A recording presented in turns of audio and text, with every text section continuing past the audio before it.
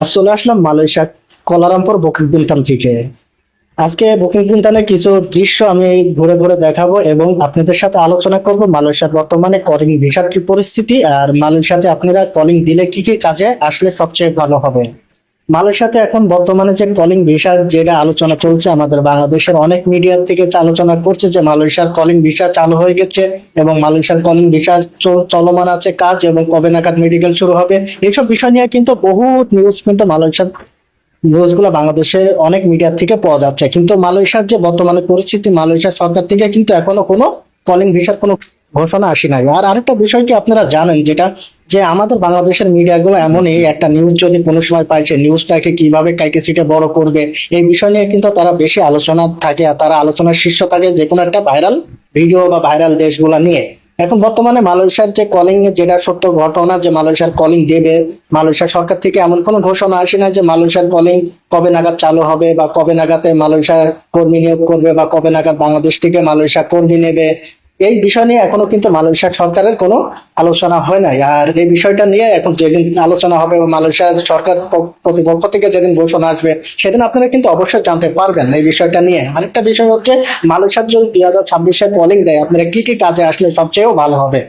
চলুন আমি ঘুরে বেড়াই আর আপনাদের কিছু দৃশ্য দেখাই, আর পাশাপাশি কিন্তু আমার ভিডিওটা যারা এই পর্যন্ত দেখছেন আমার চ্যানেলটা সাবস্ক্রাইব করবেন আর আমার চ্যানেলের পাশে থাকবেন, যাতে প্রতিনিয়ত আপডেট গুলো যাতে আপনারা দিতে পারেন। এই যে এখন যে মেয়েটা দেখছেন, এই মেয়েটা কিন্তু অন্য জগতের একটা মেয়ে আমি বলবো। এখানে বেশিরভাগ দেখতে পাবেন যে ফিলিপাইন, রাশিয়ান, ইন্দোনেশিয়া, তারপর থাইল্যান্ডের মেয়েরাই কিন্তু এখানে বেশি দেখতে পাবেন। আর বিশেষ করে যে মালয়েশিয়ার এখন বর্তমানে পরিস্থিতি, যে 2026 সালে যদি কলিং দেয় তাহলে আপনারা কি কি কাজে আসতে পারবেন। মালয়েশিয়ার দেখেন 2026 যদি মালয়েশিয়ার কলিং দেয় তাহলে আপনারা এখানে বিভিন্ন সেক্টরে কাজ আছে, যেমন বেশি ভালো হবে ফ্যাক্টরি ওয়ার্কার হিসাবে আসা, ফ্যাক্টরি জবে আসা বা বিল্ডিং কনেকশনের কাজে আসা কিন্তু সবচেয়ে ভালো হবে।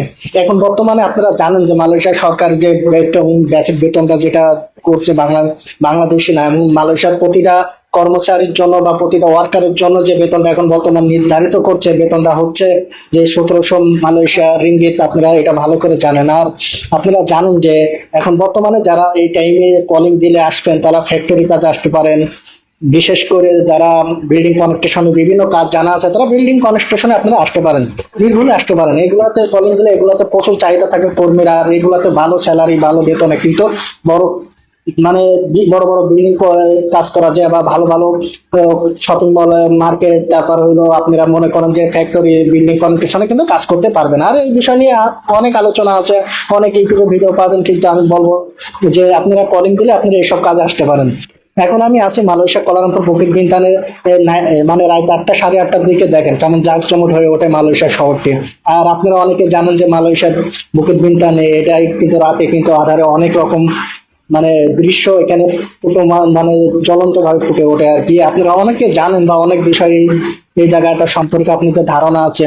আর এখানে কিন্তু একটা রঙিন দুনিয়া বলে একটা পরিচিত। এখানে রাত 8টা 8:30টার করতে দেখা যায় বিভিন্ন দেশের মেয়েদের আনাগোনা, যেমন থাইল্যান্ড, ফিলিপাইন, নাইজেরিয়া, এইসব মেয়েরা কিন্তু বেশি এখানে আনাগোনা করে থাকে। কিন্তু নাইট ক্লাব নাইট শো গুলা কিন্তু সারা রাতে বিশাল এনজয় ভাবে চলে। কিন্তু সেই জন্য আমি বলবো যারা মালয়েশিয়াতে আছেন তারাও এই জায়গাটা এসে একটু রাতে ঘুরে যেতে পারেন।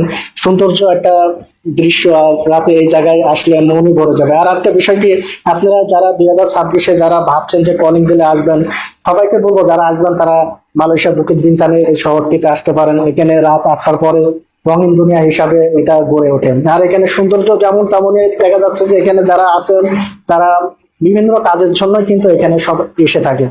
যারা এই পর্যন্ত আমার ভিডিওটা দেখলেন, যারা সাথে ছিলেন তাদেরকে অসংখ্য ধন্যবাদ। সবাই ভালো থাকবেন।